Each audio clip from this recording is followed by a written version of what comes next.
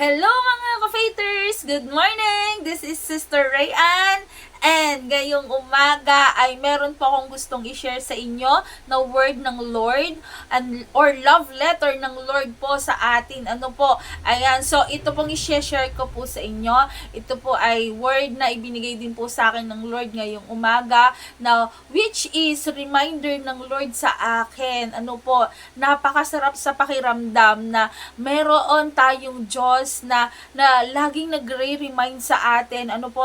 Na merong tayong Diyos Ama na meron lagi na nagbibigay sa atin ng salita niya, ng assurance niya, ano po, na meron po tayong Diyos Ama, meron tayong Ama sa langit na malalapitan, ano man po ang sitwasyon natin, ano man po ang nararamdaman po natin sa araw-araw o ngayong araw na ito.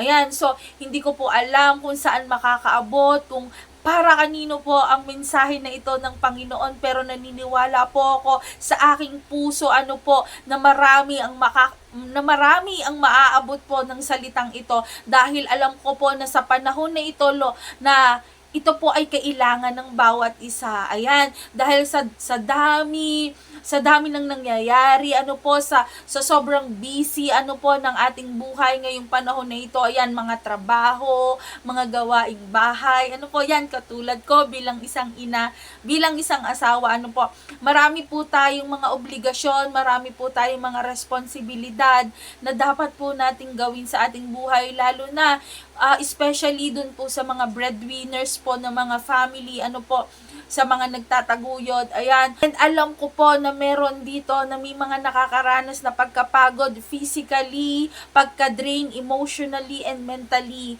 Ayan po. And minsan hindi natin alam kung paano tayo gaganap, kung paano tayo gagalaw uli sa buhay na ito, kasi may mga times talaga na tayo ay napapagod na hindi natin alam kung anong gagawin natin. Pero alam nyo po ba mga ka-faithers na meron pong word, merong salita ang Panginoon o mensahe ang Lord sa atin na hindi tayo dapat mangamba, hindi tayo dapat matakot, hindi tayo dapat mag-alala sa kung ano man ang dadalhin tayo ng buhay na ito, kung saan man tayo dadalhin ng buhay nating ito, dahil may kasiguraduhan na meron po tayong Diyos Ama na malalapitan, meron po tayong Diyos Ama na mahihingahan ng ating mga kabigatan, pwede po tayong mag-unload sa Kanya, And meron na promise ang Lord sa atin, ngayong umaga, meron po siyang promise and love letter po sa atin. Sabi nga po sa John 4:13-14, sabi po dito, sumagot po si Jesus, ang bawat uminom ng tubig na ito ay muling mauuhaw. Ngunit ang sinumang uminom ng tubig na ibibigay ko sa kanya ay hindi na muling mauuhaw kailanman. Ang tubig na ibibigay ko ay magiging bati sa loob niya at patuloy na bubukal at magbibigay sa kanya ng buhay na walang hanggan. Ang Panginoon lamang po ang maitaas at mapapurihan sa kanyang salita. At maraming salamat dahil meron tayong Diyos na may ganitong klase ng pangako, So tayo physically, literally, nakakaranas tayo ng pagkauhaw, nakakaranas tayo ng mga bagay na tingin natin na makakakumpleto sa kahungkagan ng nararamdaman ng ating puso, And di ba po, literally, kapag tayo uminom ng tubig, ang uhaw ay napapatid, ang uhaw ay nawawala kapag uminom po tayo ng tubig. Tunay naman na masarap ang tubig, nakaka-refresh, And ito nga po ang advisable na iniinom lamang po natin ay tubig. Bilang ito po ay isa sa pagkakaroon po natin ng healthy living, ay ang tubig. Marami pong benefits ang tubig. Pero bagaman tayo ay nainom ng tubig at bagaman ito ay nakakapatid ng uhaw, meron pa rin minsan sa buhay natin na kahit uminom tayo ay makakaranas pa rin tayo ng uhaw, lalo na lagi tayong may ginagawa, marami tayong ginagawa sa ating pang-araw-araw na buhay, and ito po ay isang creation ng Lord, itong tubig na ito para makapatid po ng uhaw natin, ng panghihina po natin physically. Alam niyo po ba, sa nararanasan po natin na hindi literal, nakakaranas po tayo sa kaloob-looban ng ating puso, no, na tayo'y nauuhaw. Nakakaranas po tayo ng mga bagay na parang kulang, na parang may hinahanap pa tayo, na parang eager pa tayo, na may gusto pa tayong patunayan sa ating buhay. 'Di ba po? Lalo na sa panahon ngayon, sa generation na ito, maraming mga kabataan, maraming tao, maraming mga young adults, mga tao, mga bata, na may gustong patunayan, na may gustong mangyari sa kanilang buhay. They are they are keeping searching ng kanilang worth, they are keeping searching ng kanila na gusto nilang mangyari sa kanilang buhay. Ayan po. And minsan ito po ay hinahanap natin sa mundo, hinahanap po natin sa lugar, sa mundong ito. Napapagod tayo na humabol, napapagod tayo na pagpatuloy, sa kung ano man yung gusto nating mangyari sa buhay natin, Pero, napakabuti ng Panginoon kasi kahit tayo nakakaranas ng void, kahit nakakaranas tayo ng void sa ating puso, nakakaranas tayo ng hungerness, ng thirst, na feeling natin ay kulang, feeling natin, may kulang pa. May feeling natin may kulang pa sa buhay natin. Pero may salita ang Lord sa buhay natin. May promise ang Lord sa atin, na isang bagay, na makakapagkumpleto ng kulang na yon sa puso po natin, which is ang Panginoong Jesus. Kung feeling po natin tayo po ay napapagod na, kung feeling po natin na tayo po ay gusto na nating sumuko, give up na po tayo,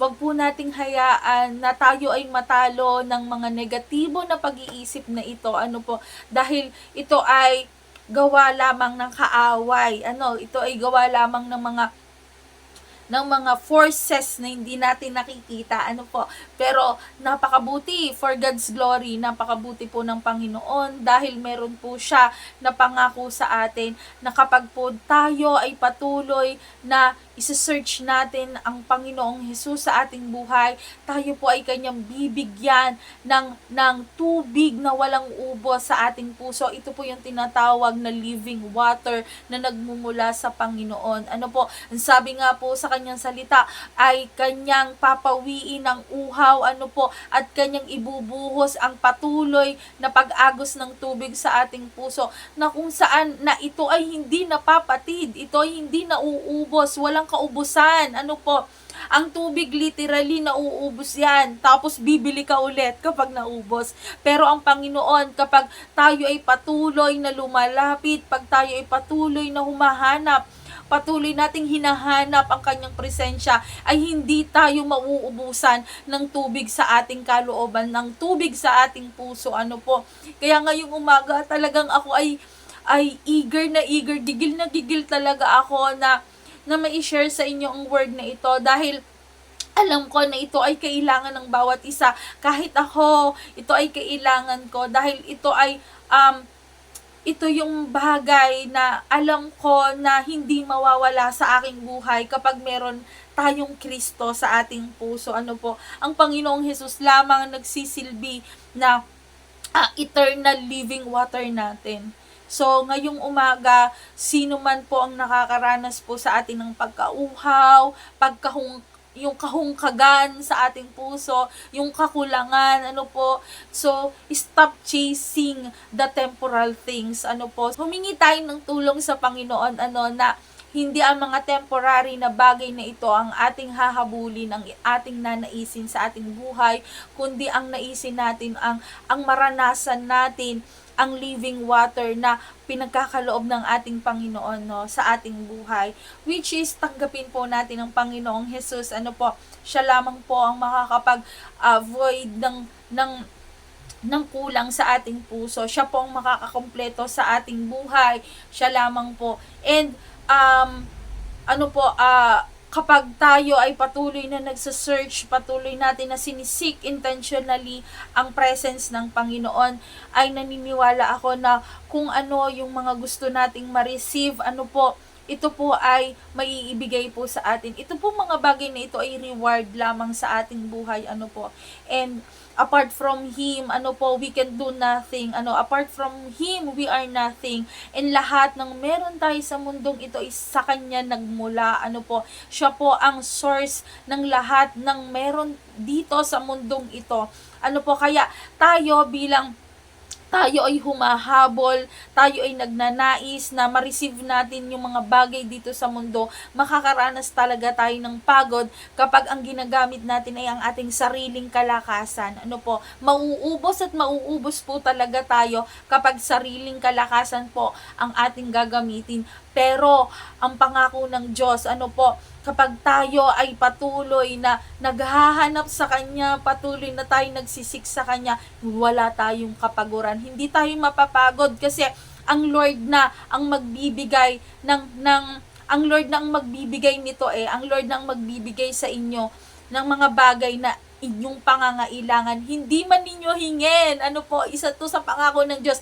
Kahit hindi mo hingin, laman lang ng puso mo, kaya niyang ibigay. Basta ang laman ng puso mo at nang nangunguna sa buhay mo, ang Panginoon. Sabi nga po sa Mateo 6:33, ngunit higit sa lahat ay bigyang halaga ninyo ang kaharian ng Diyos at ang pamumuhay ng ayon sa kanyang kalooban, at ibibigay niya sa inyo ang lahat ng mga bagay na ito. Ayan, anuman ang ating mga pangangailangan, kapag inuna natin ang Panginoong Hesus, ito po ibibigay niya sa atin, ito po ibibigay niya sa atin in His perfect timing, Kaya naman po, patuloy natin siyang hanapin, patuloy natin siyang isik, sa araw-araw ng ating buhay, dahil tunay na ang pangakong ito ng Panginoon ay makakaranas tayo ng patuloy na bukal. Di ba po, ang bukal ng tubig, ayan po ay tuloy-tuloy na pag-agos, patuloy na